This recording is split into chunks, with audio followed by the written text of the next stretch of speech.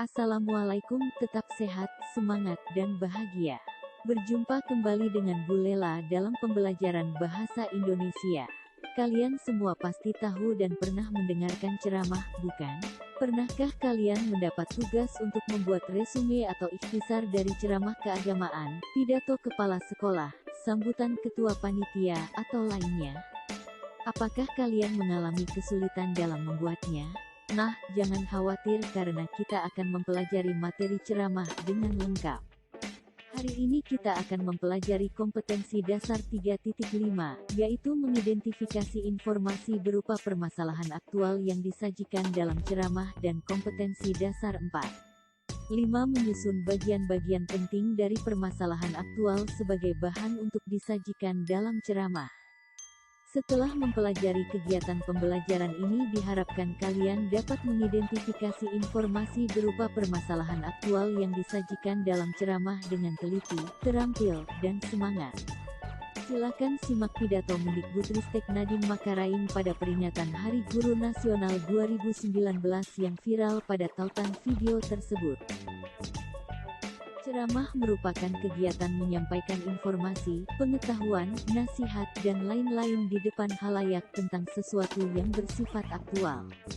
Ceramah biasanya dilakukan oleh seseorang yang ahli di bidangnya. Selain itu, informasi yang disampaikan dalam ceramah dapat berupa nasihat dan permasalahan aktual yang terjadi di lingkungan masyarakat.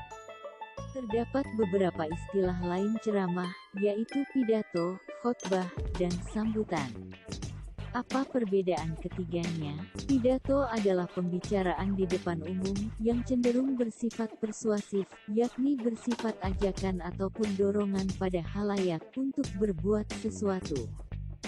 Sedangkan khotbah adalah pembicaraan di depan umum, yang berisi penyampaian pengetahuan keagamaan, atau praktik beribadah, dan ajakan-ajakan untuk memperkuat keimanan.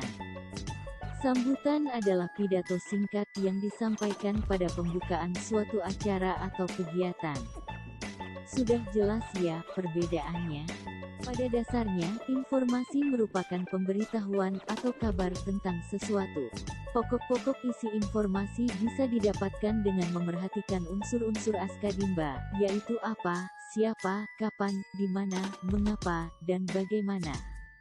Sedangkan permasalahan aktual berarti sebuah peristiwa atau hal yang benar-benar sedang terjadi pada masa terkini. Jenis-jenis informasi dalam ceramah dapat dibedakan menjadi beberapa jenis. Berdasarkan fungsinya, dibedakan menjadi 3, yaitu pertama, informasi yang bersifat edukatif yang akan memberikan pengetahuan baru. Kedua, informasi bersifat persuasif yang berisi pesan ajakan bagi penerima pesan. Ketiga, informasi bersifat rekreatif yang sifatnya menghibur semata. Informasi berdasarkan format penyajian dapat berbentuk teks, gambar atau foto, ilustrasi atau kartun. Selain itu dapat juga berbentuk fitur, resensi, dan kolom khusus dalam media cetak. Informasi berdasarkan lokasi. Jenis informasi ini berdasarkan lokasi peristiwa atau kejadian yang sedang berlangsung, misalnya, informasi dari tiap daerah kota, kabupaten, nasional. Informasi berdasarkan bidang kehidupan. Informasi ini berisi hal-hal yang berdasarkan pada kehidupan sehari-hari yang ada dan terjadi di masyarakat, misalnya, informasi tentang dunia pendidikan, sosial, budaya, dan gaya hidup.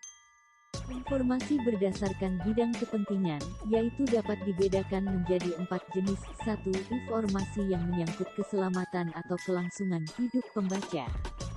2. Informasi yang menyangkut perubahan dan berpengaruh pada kehidupan pembaca. 3. Informasi tentang cara atau kiat baru dan praktis bagi pembaca untuk meningkatkan kualitas hidupnya. 4. Informasi tentang peluang bagi pembaca untuk memperoleh sesuatu. Adapun cara yang dapat dilakukan untuk memahami informasi dalam ceramah sebagai berikut. 1.